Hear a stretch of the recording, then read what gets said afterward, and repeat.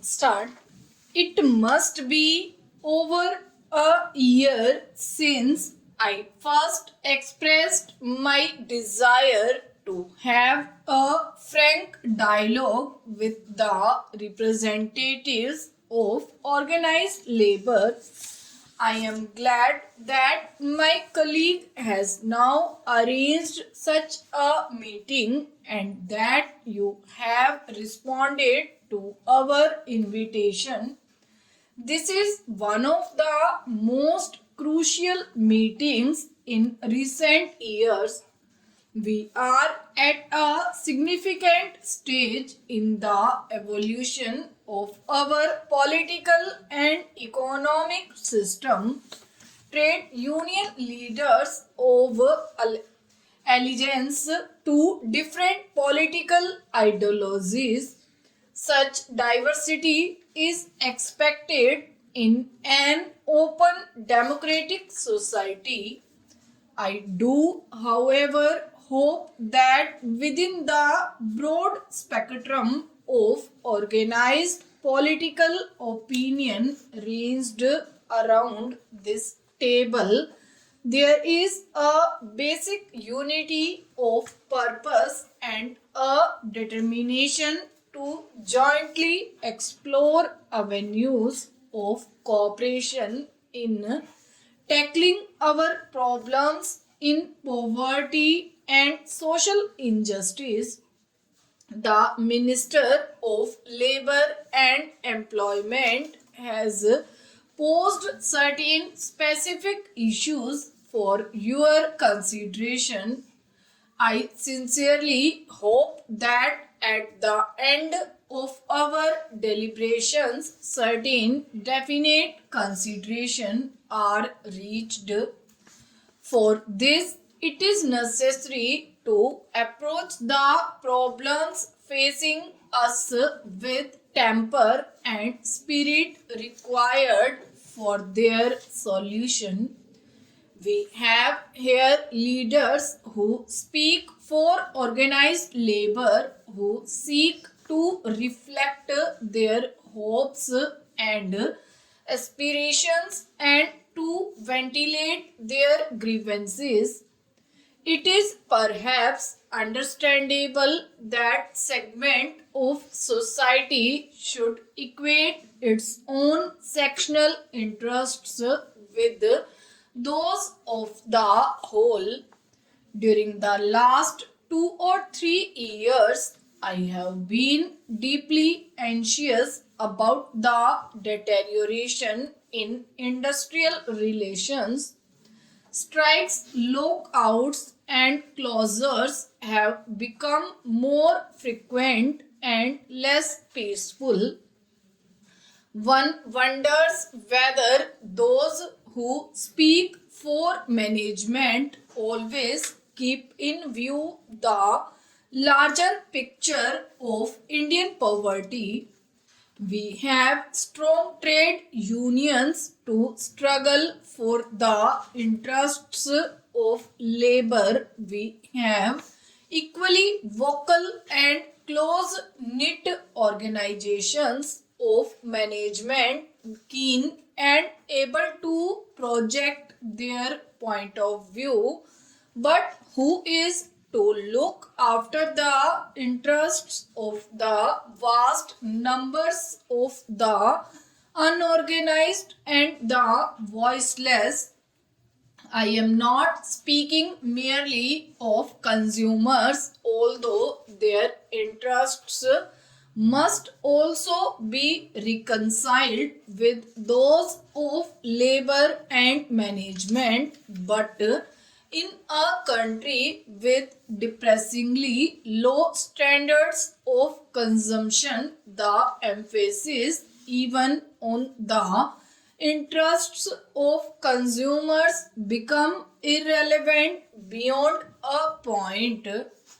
When trade union leaders talk of protecting the living standards of the working class, or when managements use sophisticated jargon about incentives, they hardly seem to show any concern about the problems of the really poor people. When we talk of the larger social responsibilities of labor, it is said that labor will give of its best only if economic and social policies are more radical and the fruits of economic growth are not monopolized by the few. I believe in radicalism, but it must deliver the goods. I am against any kind of privilege if it means reward or recognition unrelated to functional efficiency. World economic history and our own experience point to the fact that privileges, however defined, become entrenched in a period of economic stagnation rather than in a period of growth. The emphasis on a faster rate of growth does not therefore represent any retreat from radicalism or socialistic principles. On the contrary, a higher rate of growth is an essential prerequisite to welfare on an enduring basis.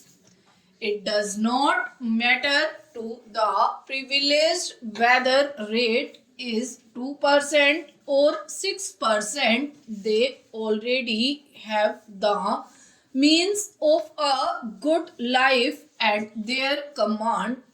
A higher rate of growth is vital for those are concurrently unemployed or underemployed.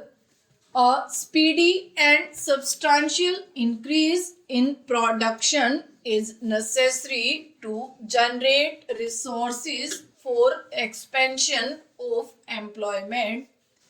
Ever since independence, industrial expansion has acted as the pace setter for economy, but in the 2 years it is the increase in agricultural production that has kept the economy moving forward. The growth of agricultural production since 2007-8 has been satisfactory and has helped to maintain a moderate increase in per capita income, but industrial production has failed to reach its targets.